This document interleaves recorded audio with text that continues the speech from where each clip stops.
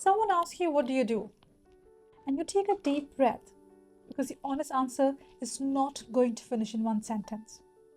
Well, you're a professional, you're an academic, you're also a student, you also work in a senior leadership position, you are a content creator, someone who plays flute, loves cricket, and whose story cannot fit a box. Yet, you are told to try to fit yourself into one box and pick one small niche for yourself and build your brand around that one thing. Well, let me tell you something. I have tried that for years and I failed at it because I cannot fit myself into one box because I am more than just one thing. So in today's video, I want to talk about what happens when you're really not able to fit yourself into a box and how that can really open many doors for you. Stay tuned. Before I get into it, let me tell you who this video is for. Well, this video is for that person who has 3 different bios saved and they don't really know which one to pick. This video is also for that person who has opened an article or a website or a YouTube video about personal branding, yet by the end of that video or the article, they felt more confused than clear. This video is also for that professional who's been told various times that their background is too varied, and in order to progress in life, they have to pick a few things. And finally, this video is for me. Somebody who does many things, and yet I'm told time and time again to pick one thing to progress in my career. And guess what? I'm sitting here not following that advice and doing pretty well. And don't get me wrong, I did try to present myself into certain boxes. I did stand in front of a whiteboard thinking, let me just put myself into this predefined criteria. But guess what? I couldn't even present myself to myself, and hence this video. Hi everybody, this is Dr. Samir Ashraf. I'm a marketing academic in the UK and I've also done my PhD from here. My PhD studies focus on consumer identity, who we are and how do we really define ourselves. I've published research on this topic. I've delivered workshops on personal branding as well. But despite of doing all those things, for years I felt like I did not fit anywhere. And you might be surprised because my research is on identity. How come I didn't know the answer to that question? Well, it takes time to figure out. Because if I talk about my identity, I'm a Pakistani Muslim, academic, expat, researcher, senior leader, content creator, and whatnot. And for all this time, I didn't really know how to present myself and how to start my introduction. So today, I'm going to answer that question not only for myself, but also I know there are many people like who have struggled to describe themselves. And it's not going to be a formula, but actually the truth which really worked, and also what the research tells us about this. And by the way, this is the first episode of my new series which I'm launching today, Between the Two Worlds, which I really hope you will be able to relate if you have lived similar life in 2 different countries. And in the final episode of this series, I'm also going to share 3 things which I have learned while delivering many workshops on personal branding. Stay tuned. So let's start with where most advice on personal branding goes really wrong. You must have heard about the fact that pick your lane, pick a niche, pick a segment, which to some extent does work, but in reality, it doesn't really serve the purpose for all of us. We all are different in many aspects, from where we come from, our background, our likes, dislikes, and the context in which we have lived our lives. So it's really kind of hard to say that this one advice of picking your lane, putting yourself into a box, would work for all of us. Instead, the opposite works, which is owning who you are and taking your identity with you when you're developing your personal brand. Now, what does that mean? It means polishing certain aspects of your personality which can take you forward. Now, don't get me wrong, I understand where this advice comes from. Of course, clarity helps when you're trying to define who you are. And also when you do one thing, you're known for that one thing as well. But what if you have more than one thing to offer? And this advice of picking your lane and picking a niche is perhaps mostly come from those kind of people in whom there was one kind of identity which was more important or which was more salient. But what about the rest of us, where we have various different aspects of our personalities? And especially if you have lived in 2 different worlds, your identity keeps on evolving as well. And when I talk about 2 worlds, it doesn't have to be geographically 2 worlds. It could be in the same country, in the same city, where you have lived different experiences. All of that would come together and would shape who you are and who you're becoming. So even if you look around, we can find so many examples where people have not really just picked one niche. Instead, they have polished and they have taken all different aspects of who they are forward. Famous examples such as Brené Brown. She is very popular for her research on shame, yet she also is a best-selling author. She also runs a podcast. She also talks about vulnerability. She did not pick one. Michelle Obama, for example. She's a lawyer and a first lady and a mental health advocate, and now, of course, an author and a podcast host. She didn't choose one either. And I can go on and I can give you more examples. So if you look at all these people, one common thing among them is they haven't really taken one thing forward. Instead, they have taken the complex nature of their personalities and they have taken all aspects of it with them.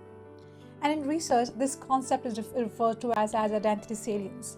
And what does identity salience means is that in every given situation, certain part of ourselves becomes salient, become more important, comes forward, and our behavior goes according to that identity in that certain situation. This idea was first launched by Stryker and Burke in 2000, where they spoke about the fact that people generally don't have one identity.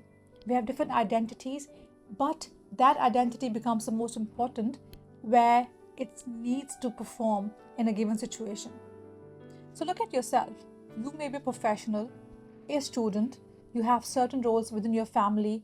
You might be a parent, you're a sister, you're a brother, you're a friend, you might be a sports person, or you may like watching or playing sports, and you have a certain career as well. You might be a creative person too. So if you think about yourself, you're all of these things. Then why you have been asked to put yourself into one box? And my question, how would you decide which box would you put yourself into? And this is where my research comes in. This is not inconsistent. This is very much humane and true to every person. The only difference is some of us realize it and some of us don't.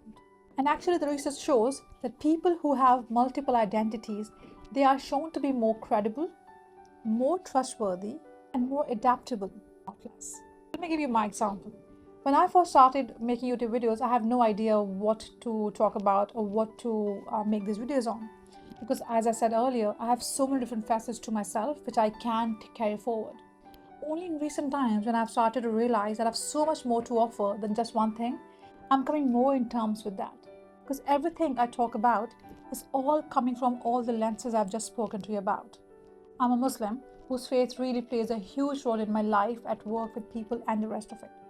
My culture from Pakistan plays a humongous role in the way I conduct myself, and the way I've been brought up plays a significant role as well, and so on and so forth. So what I've realized that I cannot really separate myself from all these different factors, and therefore I cannot put myself into a box.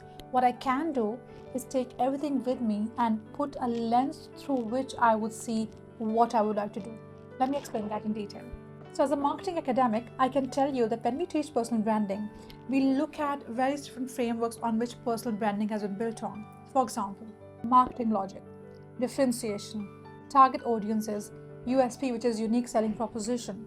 And those things really matter, but they leave the most crucial part out of it, which is the psychology of trust. And in 1997, Jennifer Acker presented a most influential paper in the field of brand personality research, where she identified 5 dimensions which help a brand to succeed: sincerity, excitement, competence, sophistication, and ruggedness. But the most important factor people tend to overlook is sincerity of the brand. How sincere a brand comes across to its audiences. And the more sincere a brand comes across, the more loyal customers it gets, the trust level becomes high, and people look at that brand in a very high regard. And sincerity in the context of personal brand becomes really important. It means you become the same person across your personal life, your professional life, anywhere you are consistent in who you are. Now, think about the advice that you have to pick one niche. If you're picking one niche, you won't be able to bring everything you are into that one niche.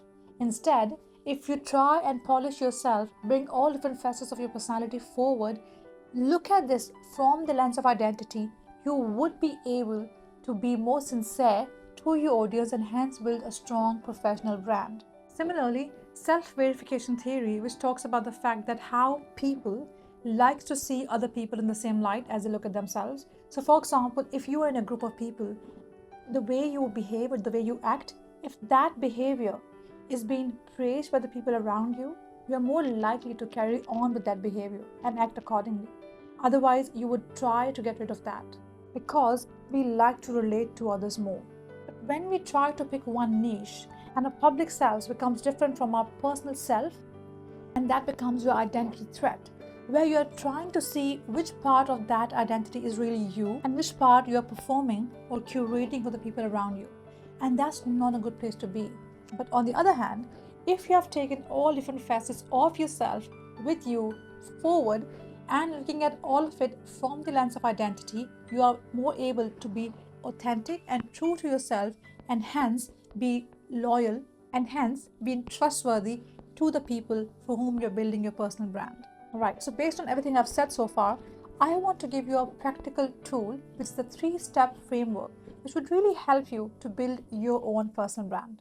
So these 3 things would really work because they are grounded in research, tested in my own experience, and I've also refined these 3 steps through the personal branding workshops which I run. Because every single time I've delivered these workshops on personal branding, be it with students, with academics, professionals, every single time I've been asked one question. So which part of me should I lead with? And this 3-step framework is my answer to that question. So number 1, find your thread, not your niche. What does that mean? Instead of asking yourself the question, which part of myself should I take forward? Change that question. Instead, ask yourself, what is that one thread which is running through all different aspects of myself? Not a topic, not a category, instead a thorough line. So for me, that thread is identity. Everything I do comes back to that. My PhD research was on that, my professional work, what I teach, my personal story, all of these things circle back to the question how people define themselves and also how they really navigate the complexity which we have. So the previous example I gave you, Brené Brown, her thread was vulnerability. Everything else was built around that. So Michelle Obama, for example, her thread is possibility, and then she has built everything around that. In your case, it could be resilience, it could be belongingness, it could be about living in 2 different worlds with 2 different cultures. Look at yourself, see everything what you do, and find that one common thread which kind of weaves everything together for you. That is not your niche, but that is your personal brand, and actually the first step in building your personal brand. My step number 2 in this 3-step framework is use your specificity as your superpower. What does that mean? So a lot of personal branding advice will tell you be relatable, universal, don't alienate anybody. Well, that doesn't really work always.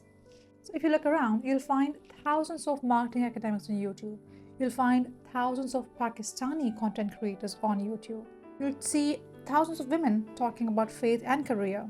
But there's one person who is talking about all these things, also has a PhD in identity, who has published her work in Guardian and BBC, and who is living her life in 2 different worlds.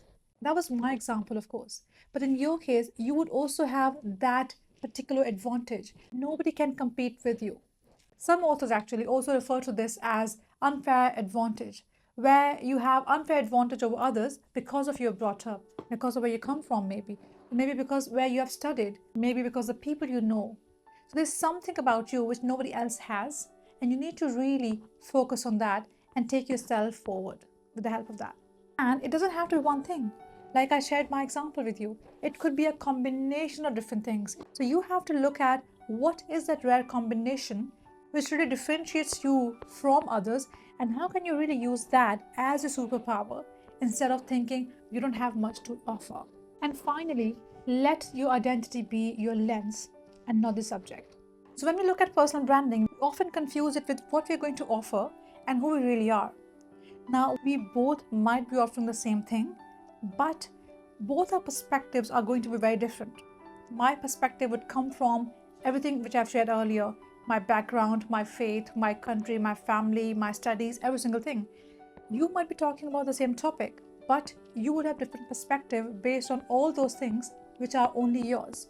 So look at your brand through the lens of identity and not just as a subject, because there's a very thin line between making content for specific audiences versus making content with specific perspective. So for example, when I made my last videos about burnout and also is it worth working 9 to 5, it wasn't just for somebody who is like me, but also for the people who are nothing like me, yet I was sharing my perspective as somebody who is living now in a different country and made a whole career in a different environment. So my perspective was very different from anybody else on the internet. So what that really tells me? It tells me that no matter where you come from, the message really matters. People somewhere relate to that message if the context is interesting to present. So to bring it all together, picking one niche would never work for people like us who have multifaceted personalities. Years of my research from other academics, and a lot of examples in the world of personal branding has time and time again showed and proved this. My 3-step framework: find the thread, use your specific powers as your superpower, and let your identity be the lens through which you see everything. And there you go. But here's a disclaimer: it's not going to happen overnight. You won't be able to develop or build your personal brand just by watching this video. You have to really work upon yourself. You have to reflect, you have to introspect, and you have to really see who you are as a person before building your personal brand. And now, in the end, I would love to hear from you genuinely. Please do tell me in the comment section what were those different versions of yourself from which you were trying to choose. And let me tell you something, I read every single comment. If you like this video, please do hit subscribe button and stay tuned for my second episode. Actually, the topic which I'm going to talk about in my second episode, I've never spoken about that publicly before. It's all about how it really feels to live in both the worlds, in Pakistan and the UK. Something which people don't tell you about when you live in one country for a long time. Stay tuned. I'll see you there. Bye.